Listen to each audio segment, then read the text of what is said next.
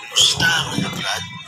Kilalanin natin ang 10 mga manlalaro ng basketball na nakapasag ng backboard at ring. Kung bago ka lang sa aking channel, huwag kalimutang i-click ang subscribe button at notification bell para updated ka sa mga kwento at trivia na gaya nito. Let's go! Ang larong basketball na yata ang isa sa sports na sobrang popular at kinaumalingan sa anumang panig ng mundo, maging dito sa Pilipinas.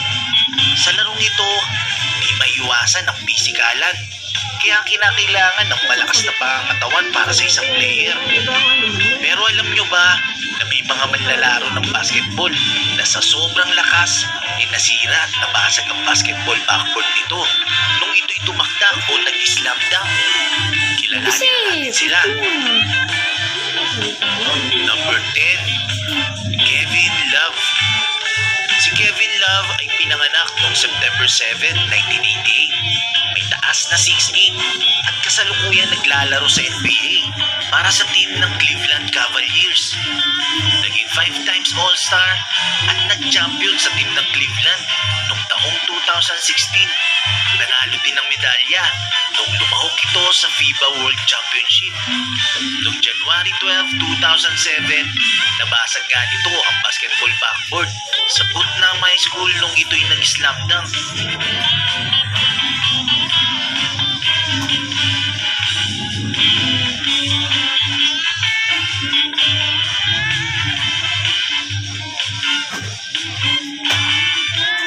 At yung na-sting niya yung bola.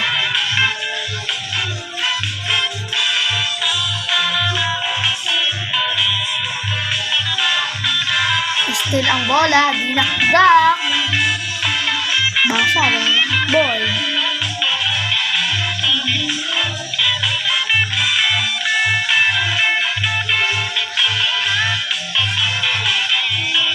At nagulat rin siya.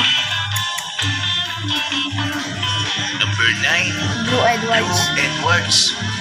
Pinanganak noong October 31, 1965 sa North Carolina. May taas na 6'4" at dating professional basketball player ng NBA. Sa loob ng 10 taon, napili siya ng Utah Jazz bilang 21st overall pick ng 1989 NBA draft. Isa sa hindi malilimutang highlights niya ay noong nabasag niya ang basketball backboard noong 1994 sa Midnight Madness event sa isang slam dunk.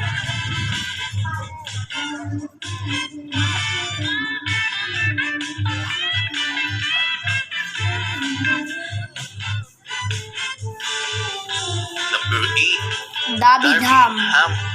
Si Darvin Ham ay isang American retired professional basketball player at kasalukuyang assistant coach ng team sa NBA na Milwaukee Bucks. Nag-i-import din ito ng PBA sa Pilipinas sa team ng Toketis noong taong 2006. Nung naglalaro pa siya sa Texas Tech University noong college, nakuha niya ang atensyon ng lahat nung nabasag niya ang basketball backboard nung nag-slam dunk ito sa 1996 NCAA tournament laban sa University of North Carolina.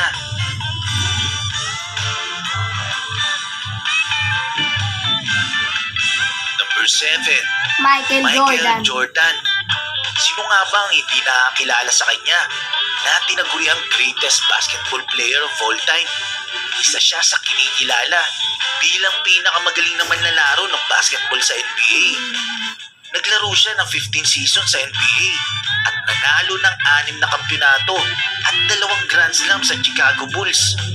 Nakilala siya dahil sa mataas na pagtalon nito at pag-slam dunk mula sa free throw line. Kaya binansagan din siyang Air Jordan.